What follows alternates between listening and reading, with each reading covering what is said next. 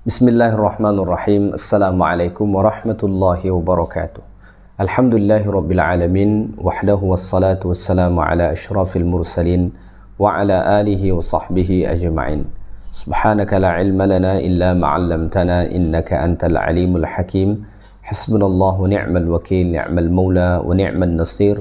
Wa la hawla wa la quwwata illa billahil aliyyil azim.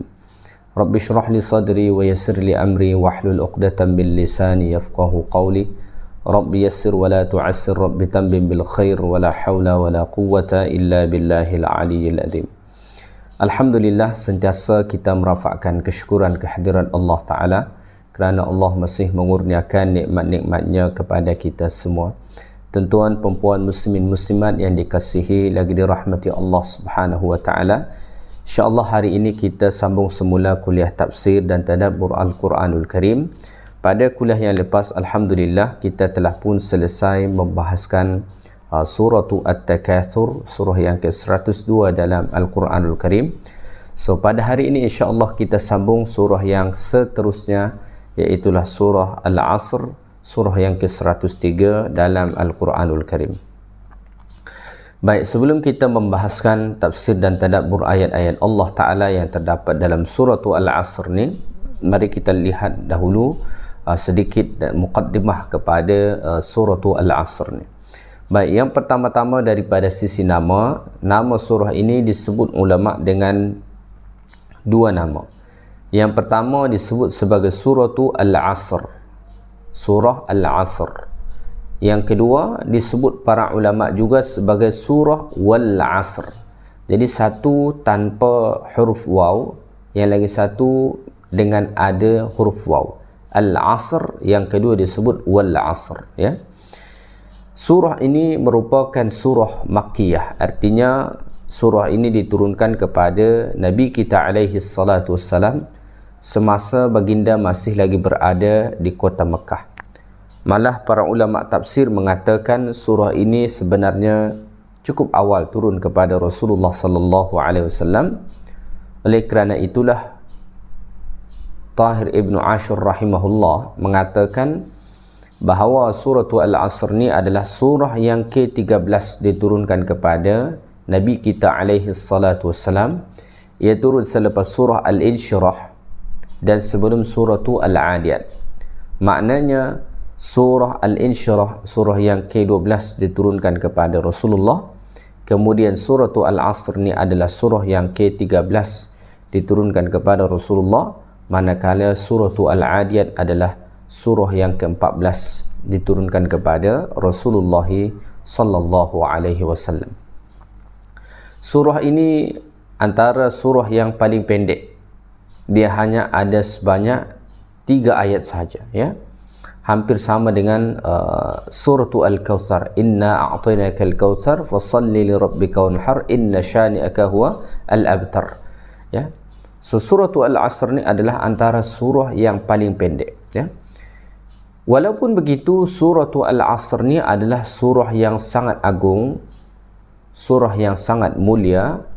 Nanti insya-Allah kita akan menjelaskan apa keutamaan surah Al-Asr ni seperti mana disebutkan dalam riwayat dan juga pandangan ulama.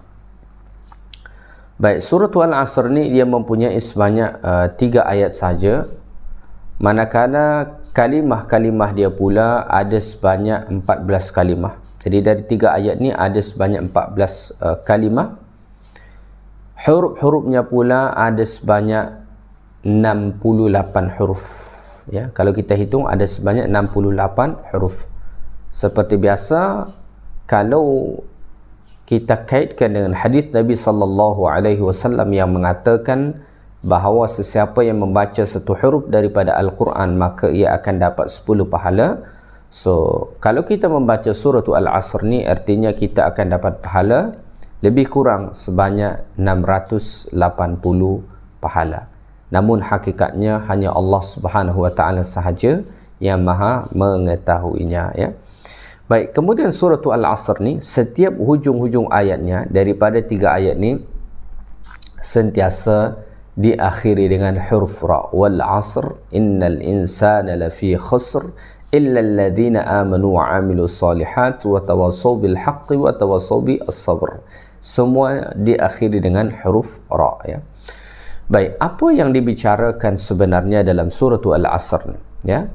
Yang dibicarakan dekat sini adalah bayanu khusranil kuffar wal fujjar. Allah menjelaskan kepada kita tentang kerugian orang-orang kafir dan orang-orang yang sentiasa berbuat dosa. Wa dzikru sa'adatil mu'minina al-abrar, dan Allah Ta'ala menjelaskan juga kepada kita tentang kebahagiaan orang-orang yang beriman, yang mana mereka sentiasa melakukan amal-amal salih, ya, sentiasa melakukan perbuatan-perbuatan yang baik. Baik, apakah keutamaan surah Al-Asr ni?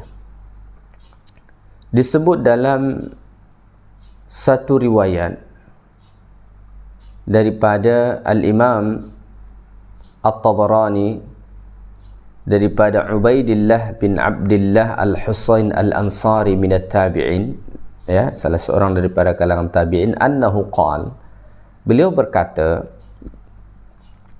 kana ar-rajulani min ashabi Rasulillah idza iltaqaya lam yaftariqa illa ala an yaqra'a ahaduhuma 'ala al-akhar surata al-'asr ila akhiriha thumma yusallimu ahaduhuma 'ala al-akhar ay salamut tafarruq, ya. Jadi disebutkan dalam riwayat daripada seorang tabi'in yang bernama Ubaidillah bin Abdullah bin Husain Al-Ansari, ya, salah seorang kalangan tabi'in, kana ar-rajulani min ashabi Rasulillah, dua orang sahabat daripada dua orang sahabat Rasulullah sallallahu alaihi wasallam, idza iltaqaya, apabila mereka berjumpa. Jadi apabila berjumpa dua orang sahabat Nabi, lam yaftariqa, mereka tidak akan berpisah, illa ala an yaqra'a ahaduhuma 'ala al-akhar surat al-'asr ila akhirha, melainkan salah seorang daripada mereka membacakan surah al-'asr ni kepada kawan dia tu. Jadi sahabat-sahabat Nabi dulu kalau berjumpa dengan sahabat yang lain, maka salah seorang daripada sahabat itu akan membacakan surah Al-Asr kepada sahabat yang lain itu, ya. Selepas itu baru dia ucapkan salam dan kemudian mereka berpisah. Itu salah satu keutamaan surah Al-Asr ni. Artinya surah Al-Asr ni adalah surah yang sangat penting. Walaupun jumlah ayat dia hanya 3 ayat dan pendek-pendek saja, tetapi kandungan surah ini sangat luar biasa. Bahkan dikatakan Imam Syafi'i rahimahullahu ta'ala sampai mengatakan, lau tadabbaran nasu hadhihi surah lawasi'athum. Imam Syafi'i mengatakan, andai kata manusia mentadabbur surah ini, ya, pasti dah cukup untuk mereka. Dalam riwayat yang lain dikatakan, lau lam yanzil ilan nas illa hiya lakafathum. Andai kata tidak turun surah selain daripada surah Al-Asr ni, pasti itu dah cukup kepada manusia ni, kata Imam Syafi'i. Maksudnya cukup untuk menjadi nasihat. Andai kata hanya surah Al-Asr ni sahaja yang Allah Ta'ala turunkan, dah cukup sebenarnya menjadi nasihat kepada kita manusia. So maknanya, walaupun kita lihat surah Al-Asr ni pendek, tetapi kandungan dia begitu luas, ya. Maka dikatakan, innaha syamilat jami' ulumil Qur'an. Sesungguhnya surah Al-Asr ni mengandungi keseluruhan ilmu-ilmu Al-Quran.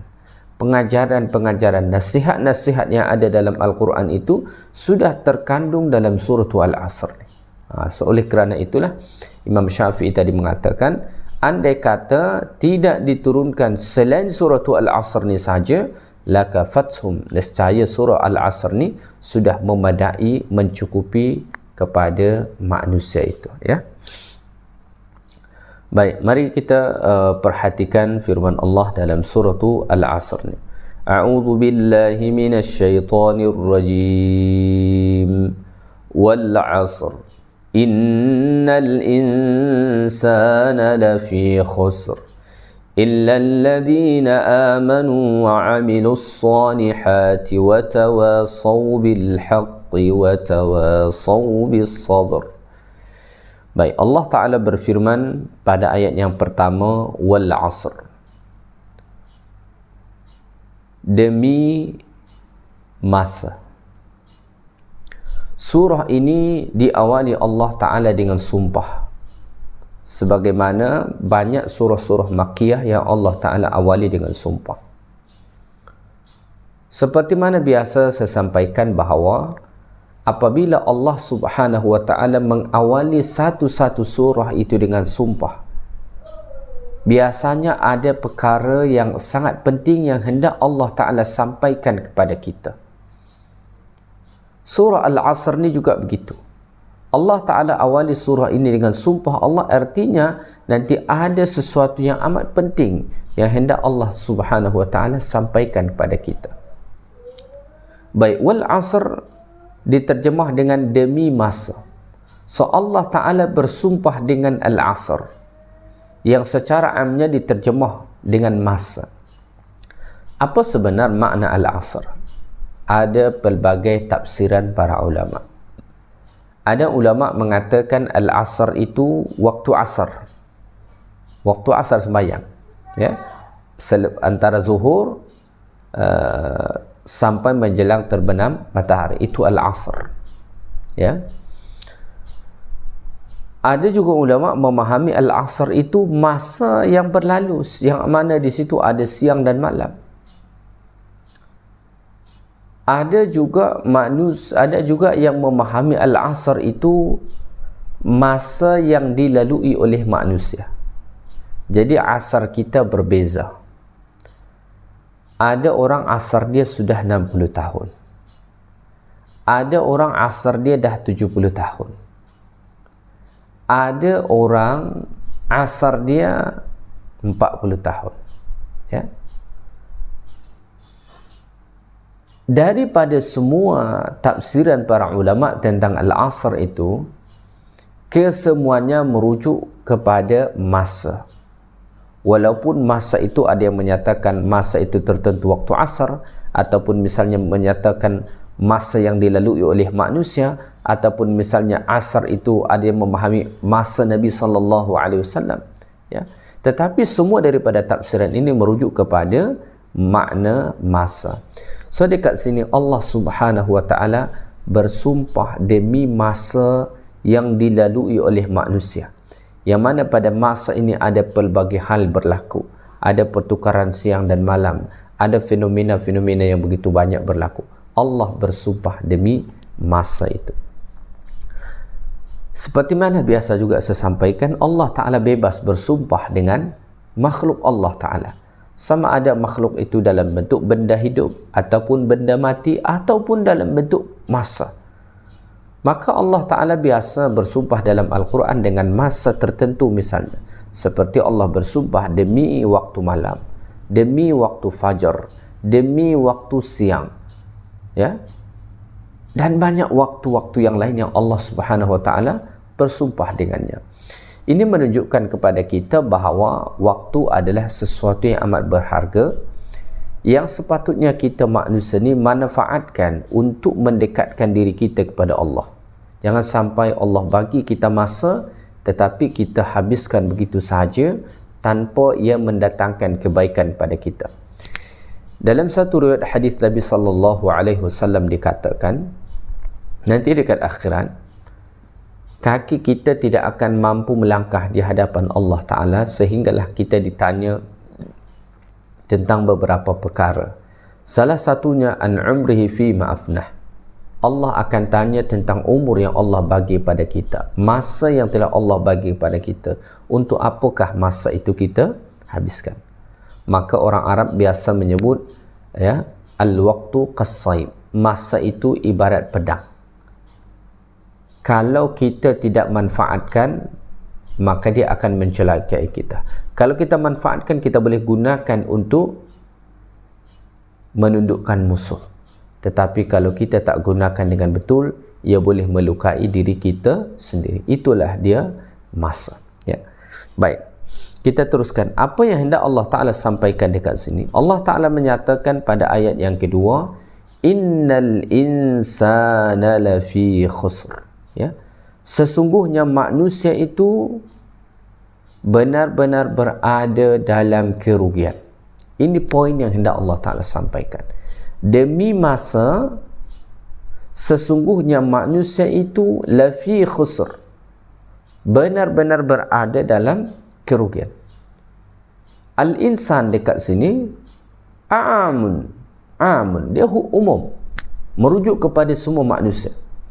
Sesungguhnya semua manusia itu secara amnya lafi khusr, benar-benar berada dalam kerugian. Ketika mana Allah Ta'ala menyebutkan bahawa manusia ini berada dalam kerugian, Allah Subhanahu wa Ta'ala mendatangkan taukid. Ya, Allah Ta'ala mendatangkan taukid, 3 taukid malah. Yang pertama, sebelum Allah menyatakan ini, Allah awali dengan sumpah. Sumpah itu biasanya kita gunakan untuk menguatkan apa yang kita nak sampaikan. So ini taukid pertama. Allah Ta'ala kuatkan dengan sumpah, wal asr. Baru kemudian Allah Ta'ala sebut innal insana lafi khusr. Taukid yang kedua, Allah Ta'ala awali dengan inna. Inna diterjemah dengan sesungguhnya. Apabila kita jumpai ada inna dalam Al-Quran, ini berguna ataupun berfungsi untuk menyatakan sesuatu itu dengan sebenar-benarnya. Innal insana lafi, dekat situ ada lafi, ada huruf lam. Lam dekat situ pun itu li taukid, untuk menguatkan. Jadi sampai ada 3 taukid dia. Sumpah, inna, kemudian lam. Ini menunjukkan kepada kita bahawa apa yang Allah Ta'ala sampaikan ini benar-benar suatu realiti. Bahawa manusia ini benar-benar berada dalam kerugian. Bukan sekadar berugi, bukan sekadar merugi, tetapi berada dalam kerugian. Tenggelam dalam kerugian itu. Ya, kalau sekadar merugi, mungkin dia merugi sikit. Tetapi bila disebut lafi khusr, benar-benar berada dalam kerugian itu. Dia tenggelam dalam kerugian itu. Inilah kebanyakan manusia. Mereka telah diberi Allah masa. Mereka telah dikurniakan Allah pelbagai nikmat. Tetapi mereka benar-benar berada dalam kerugian. Mengapa? Kerana mereka tidak beriman kepada Allah dan tidak menundukkan diri mereka kepada Allah Subhanahu wa Ta'ala. Pada ayat yang ketiga, Allah Ta'ala menyebutkan illal ladzina amanu wa amilus salihat wa tawasaw bil haqqi wa tawasaw bis sabr. Allah Ta'ala kecualikan. Jadi semua manusia itu benar-benar berada dalam kerugian, kecuali orang yang mempunyai 4 ciri. Kecuali manusia yang mempunyai 4 ciri. Orang punya 4 ciri ini tidak. Pertama, illal ladzina amanu, kecuali orang-orang yang beriman. Yang kedua, wa amilus salihat, beramal saleh. Yang ketiga, wa tawasaw bil haqqi, memberi nasihat untuk berpesan-pesan dengan kebenaran. Kemudian yang keempat, berpesan-pesan untuk sabar. Mari kita lihat satu persatu. Yang pertama, iman. Orang yang tidak merugi itu yang pertama adalah illal ladzina amanu, kata Allah, kecuali orang-orang yang beriman. Siapakah dia orang-orang yang beriman itu? Orang-orang yang mengimani rukun iman yang 6. Jibril alaihi salatu wassalam datang kepada Rasulullah, kemudian ia bertanya, ya Rasulullah, akhbirni anil iman. Wahai Rasulullah, beritahulah aku apakah itu iman. Rasulullah mengatakan, antu'mina billah wa malaikatihi wa kutubihi wa rusulihi wa bil yaumil akhiri wa bil qadri khairihi wa syarrihi min Allah Ta'ala. Iman kepada Allah, iman kepada kitab, iman kepada malaikat, iman kepada kitab, iman kepada rasul-rasul, iman akan hari akhirat, dan iman kepada takdir-takdir Allah Subhanahu wa Ta'ala. iman. Illal ladzina amanu, kecuali orang-orang yang beriman. Maka apabila seseorang itu telah benar-benar mengimani yang 6 perkara ini, maka dia tidak termasuk lagi daripada golongan yang merugi tadi. Ini yang pertama dikecualikan. Iman dekat sini, yang dimaksudkan iman dekat sini bukan sekadar percaya. Bukan sekadar percaya kepada Allah, percaya kepada malaikat, percaya kepada kitab, percaya kepada rasul-rasul, percaya akan hari akhirat, dan percaya akan takdir Allah. Tetapi iman itu melebihi daripada itu. Maka para ulama mengatakan iman itu adalah tasdiqum bil qalbi. Yang pertama, kita membenarkan dengan hati kita. Yang kedua, iqrarum bil lisan, diikrarkan oleh lisan kita. Wa af'alum bil arkan, dan perlu untuk dibuktikan anggota tubuh badan kita. Maka oleh kerana itulah yang kedua yang dikecualikan oleh Allah Subhanahu wa taala, wa amilus salihan illa alladhina amanu wa amilus salihan, orang-orang yang beramal salih. Orang-orang yang beramal salih juga mereka tidak berada dalam kerugian itu. Apakah itu amal salih? Syarat dia sekurang-kurangnya 2. Yang pertama, ia melakukan suatu amalan itu ikhlas lillahi ta'ala. Misalnya dia membaca Al-Quran, dia sembahyang, dia bersedekah, dia melakukan kebaikan-kebaikan yang lain semata-mata kerana Allah. Dia ikhlas lillahi ta'ala. Dia tak mengharapkan apa-apa jua kecuali untuk dapatkan redha Allah. Maka itulah amal salih. Syarat pertama. Syarat yang kedua, supaya dikatakan amal salih, mesti mutaba'ah. Mestilah mengikuti cara yang diajarkan oleh Rasulullah sallallahu alaihi wasallam. Ya?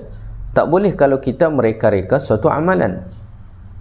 Maka kalau kita buat suatu amalan yang kita reka-reka, walaupun ikhlas kita melakukannya, tak akan diterima di sisi Allah. Mengapa Rasulullah SAW bersabda, man amila amalan laysa alaihi amruna fahuwa raddun. Siapa-siapa melakukan suatu amalan yang tidak ada perintah kami atasnya, fahuwa raddun, maka itu akan ditolak. Oleh kerana itulah kita mesti patuhi 2 perkara. Yang pertama, ikhlas niat kita. Yang kedua adalah mutaba'ah, mengikuti cara yang diajar Rasulullah. Tidak ada gunanya seseorang ikhlas kalau tidak mengikuti cara yang diajar oleh Nabi, dan tidak ada gunanya seseorang mengikuti cara yang Nabi ajar kalau dia tidak ikhlas. Kedua-dua ini mesti sentiasa selari, ya, barulah dikatakan amal salih. Maka orang-orang yang sentiasa melakukan amal-amal salih dalam hidup dia ni, maka dia tidak termasuk daripada kalangan orang-orang yang merugi. So, oleh kerana itulah inilah yang menjadi tugas kita. Kita dihidupkan Allah Ta'ala untuk beriman kepada Allah dan untuk melakukan amal-amal salih. Baik, yang ketiga, Allah Ta'ala mengatakan watawasau bil haqq, saling berpesan-pesan untuk kebenaran, iaitu sara ba'duhum yusi ba'dan bil haqq, sebahagian mengingatkan kebenaran kepada sebahagian yang lain. Apa yang dimaksudkan al-haq dekat sini, kebenaran itu? Maksudnya adalah syariat. Mengingatkan syariat ini sebahagian kepada sebahagian, berpesan-pesan, ya. Kullu wahidin minhum yusi al-akhar, setiap salah seorang daripada mereka memberi nasihat kepada yang lain. Idza ra'ahu mufarritun fi wajib awsahu qala ya akhi infa' nafsak qumil bil wajib. Andai kata seseorang melihat saudara dia meninggalkan perkara yang wajib, maka dia pun beri nasihat, wahai saudaraku, ya, wahai saudaraku, lakukanlah yang diwajibkan Allah Ta'ala itu. Sebaliknya, kalau dia melihat sahabat dia, kawan dia melakukan perkara yang diharamkan Allah, dia ingatkan, jauhi perkara yang diharamkan Allah Ta'ala. Saling ingat mengingatkan. Ya, dekat sini Allah Ta'ala mengatakan watawasau. Tawasau ni dalam bahasa Arab disebut dengan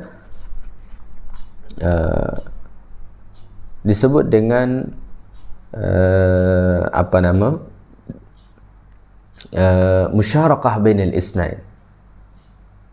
Maksudnya bukan sekadar satu orang yang melakukan, tetapi saling bergantian. Watawasau, saling memberi nasihat.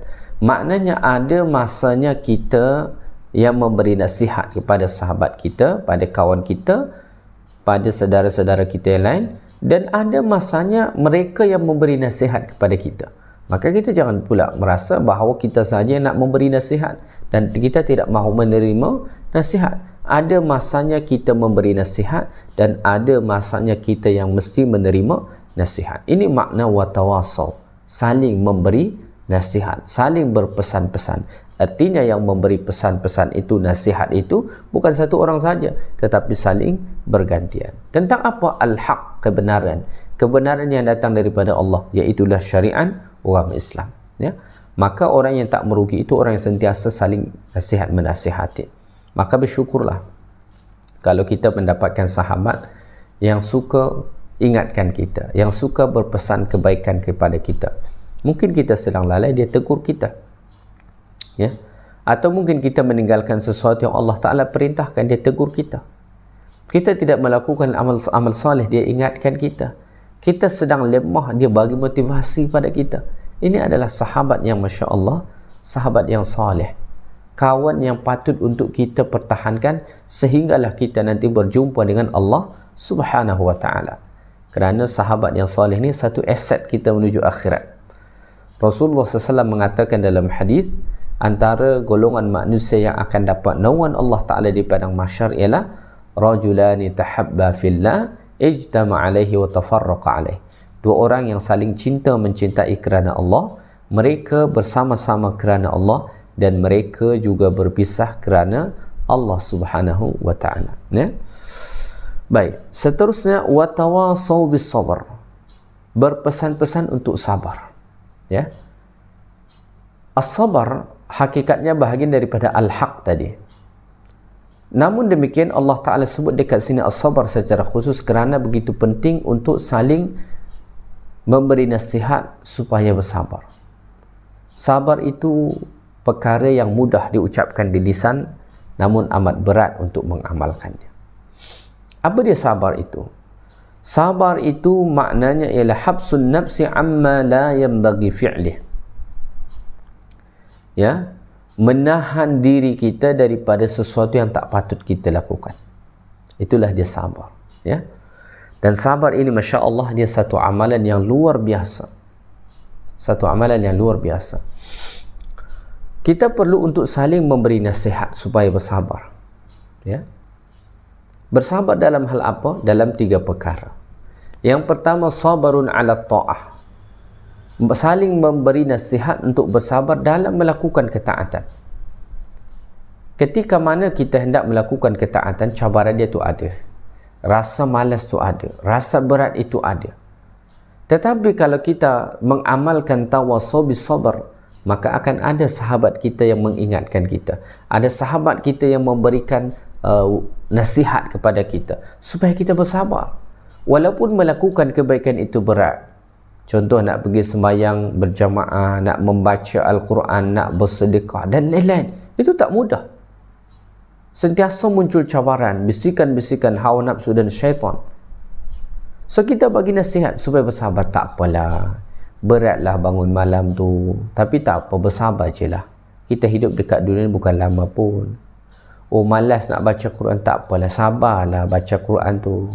Ya, sebab kita hidup dekat dunia sekejap saja. Pahala membaca Quran ni sangat besar. Nanti kita akan diberi syafaat oleh Al-Quran di padang mahsyar.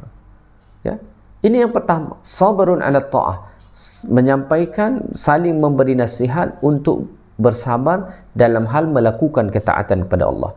Kerana melakukan ketaatan itu memerlukan kepada kesabaran. Kalau kita tak sabar, kita tak boleh melakukan kebaikan-kebaikan. Kita memerlukan kepada kesabaran. Yang kedua, sabarun anil ma'siyah, saling memberi nasihat supaya bersabar meninggalkan maksiat. Maksiat itu manis, terlihat indah, menggoda, menyenangkan hati manusia. Tetapi orang-orang yang beriman, mereka sentiasa memberi nasihat supaya bersabar menahan diri untuk tidak melakukan perkara-perkara yang ditegah oleh Allah Subhanahu wa Ta'ala. Kemudian yang terakhir, sabarun indal musibah, saling memberi nasihat untuk bersabar ketika mana menghadapi musibah. Musibah itu menimpa sesiapa sahaja. Boleh menimpa kita, menimpa saudara kita, menimpa sahabat kita, menimpa jiran kita. Musibah itu pasti akan datang menimpa kita. Walaupun mungkin musibah yang berbeza, waktu yang berbeza, tetapi kita pasti akan menghadapi musibah yang datang daripada Allah Subhanahu wa ta'ala. So ketika mana datang musibah itu tak mudah bagi kita. Tak mudah bagi kita. So oleh kerana itu, orang-orang beriman digalakkan Allah Ta'ala supaya saling memberi nasihat supaya bersabar.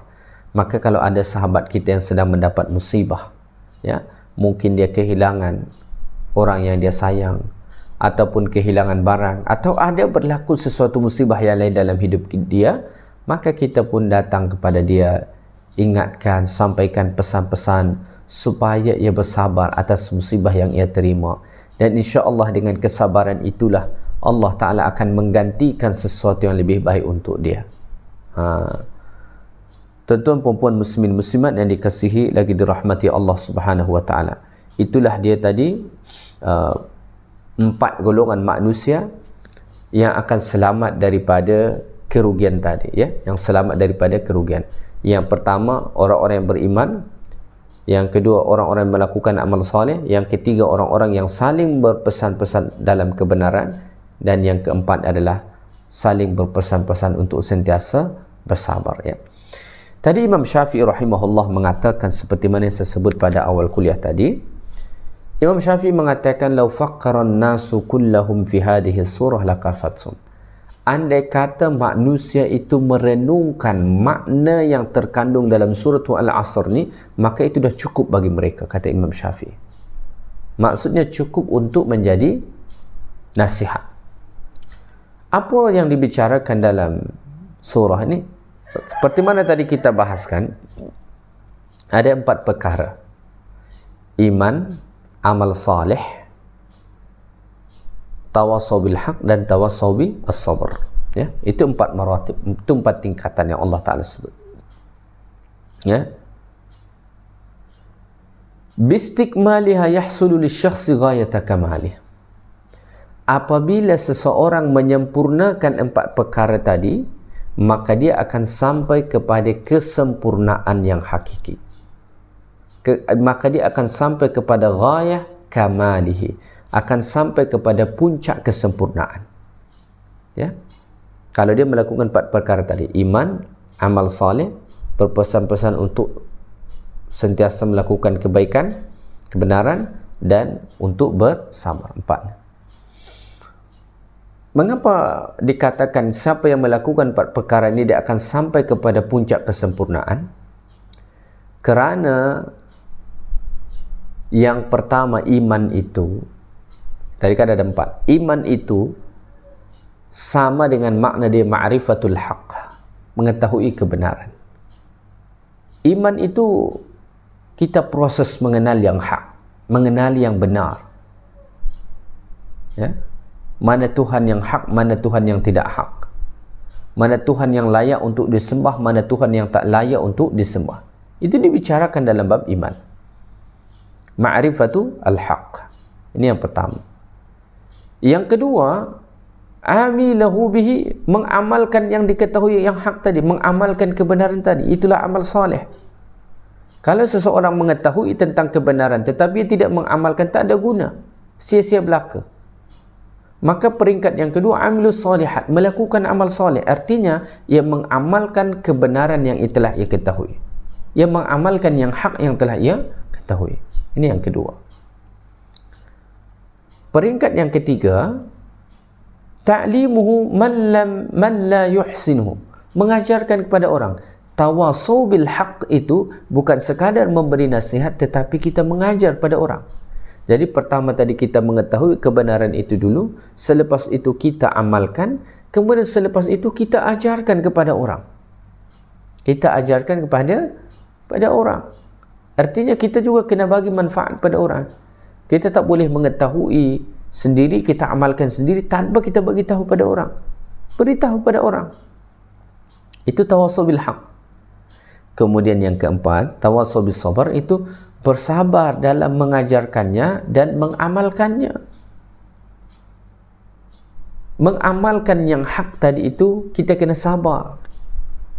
Kalau kita tak sabar, kita tak boleh mengamalkannya. Dalam kita mengajarkan yang hak itu kepada orang lain juga kena sabar. Kalau kita tak sabar mengajarkannya kepada orang, maka takkan ada berhasil. So Imam Syafi'i mengatakan, siapa-siapa yang merenungkan surah Al-Asr ni itu telah cukup bagi dia, atau telah sampai kepada puncak kesempurnaan, kerana kandungan 4 poin yang disebut dalam surah Al-Asr itu boleh kita simpulkan dengan yang pertama, ma'rifatul haq, mengetahui kebenaran. Yang kedua, mengamalkan kebenaran yang telah ia ketahui, yang hak tadi. Yang ketiga, mengajarkannya kepada orang lain. Yang keempat, bersabar mengamalkan yang hak tadi, dan bersabar mengajarkannya kepada orang. Kalau 4 perkara ini kita dah lakukan dalam hidup kita, kita ketahui yang hak itu, kemudiannya kita amalkan, lepas tu kita ajarkan pada orang, lepas tu kita bersabar mengamalkan dan mengajarkannya, apabila itu telah komplit kita lakukan, maka kita sampailah kepada ghayatul kamal, kesempurnaan, kepada puncak kesempurnaan. Itulah kesempurnaan seseorang. Kesempurnaan seorang insan adalah saat dia mengetahui yang benar, kemudian ia mengamalkannya, ia ajarkan pada orang, dan ia bersabar mengamalkan dan mengajarkannya. Kalau itu dah dia lakukan, dia telah sempurna menjadi manusia. So pada ketika itulah dia tidak termasuk golongan al-khusr tadi, golongan manusia yang merugi tadi. Okey. Baik. Seterusnya, kalau kita perhatikan 4 poin tadi kembali, 2 poin itu untuk menyempurnakan diri kita, yang lagi 2 poin itu untuk menyempurnakan orang lain. Ya. Iman dan amal saleh itu untuk menyempurnakan diri kita. Manakala tawassaw bil haqqi dan tawassaw bis sabar, berpesan-pesan untuk sentiasa melakukan yang hak dan untuk bersabar, itu untuk orang lain, menyempurnakan orang lain. Kekurangan orang lain itu yang kita cuba untuk sempurnakan. So daripada sini juga dapat kita faham bahawa untuk kita mencapai kejayaan itu, untuk kita menjadi manusia-manusia yang selamat dari kerugian itu, kita tidak boleh sekadar memperdulikan diri kita, tetapi juga kita kena peduli dengan orang lain. Iman dan amal soleh tadi itu berkaitan dengan diri kita saja, untuk kesempurnaan diri kita saja. Tetapi Allah menyebutkan tawassaw bil haqqi tawassaw bis sabr, yang mana kedua-dua itu berkaitan pula dengan orang lain. Artinya kita nak mencapai kesempurnaan itu, ataupun kita nak selamat daripada kerugian, nak mendapatkan kejayaan dunia dan akhirat itu, kita tidak boleh sekadar mengurus diri kita sendiri, tetapi juga kita kena care dengan orang lain. Kita kena peduli dengan orang lain. Kita kena bagi nasihat-nasihat kebaikan pada mereka. Kita kena bagi nasihat-nasihat kesabaran untuk mereka, sehingga kan terciptalah kesempurnaan antara diri kita dan juga dengan orang lain. Pada ketika itulah insya-Allah kita akan selamat daripada kerugian dunia dan akhirat. Tuan-tuan, puan-puan, muslimin muslimat yang dikasihi lagi dirahmati Allah Ta'ala, saya ingat sekadar ni saja kuliah kita pada hari ini. Moga-moga apa yang kita bincangkan pada hari ini bermanfaat untuk kita semua, dapat menambah iman, ilmu serta amal kita insya-Allah Ta'ala. Yang baik daripada Allah, segala yang kurang daripada saya. Subhanakallahumma bihamdik, asyhadu an la ilaha illa anta, astaghfiruka wa atubu ilaik. Wa sallallahu wa sallama ala nabiyyina Muhammad walhamdulillahi rabbil alamin. Assalamualaikum warahmatullahi wabarakatuh.